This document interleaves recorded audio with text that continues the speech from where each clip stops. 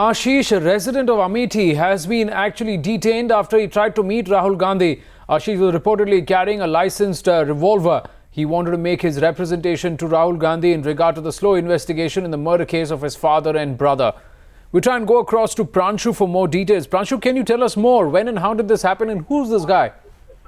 Well, Anand, this has happened just around 15-20 minutes back. Actually, Rahul Gandhi was there on the dais in a program organized by Corporation Bank.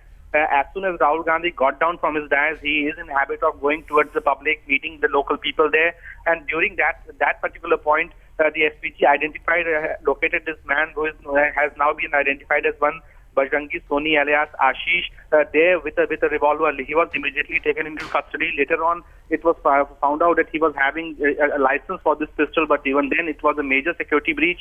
Now this boy, he has said that he is a local person, he is a resident of Amethi, a voter of Rahul Gandhi, and he was there basically to petition Rahul Gandhi about a very slow investigation into the murder case of his father and son. So apparently it seems that this man was quite disillusioned by the way the local police was investigating the murder case of his father, and therefore he has gone to meet Rahul Gandhi, petition him to request him of some sort of assistance, but he clearly went there along with his licensed revolver there, and it's a clear case of security breach because the local police failed to identify him before he had entered that ground. He has reached so close. It was only the SPG which later on found him that he is too close to Rahul Gandhi, and that too along with his revolver. So immediately after that, SPG has handed him over to the local police.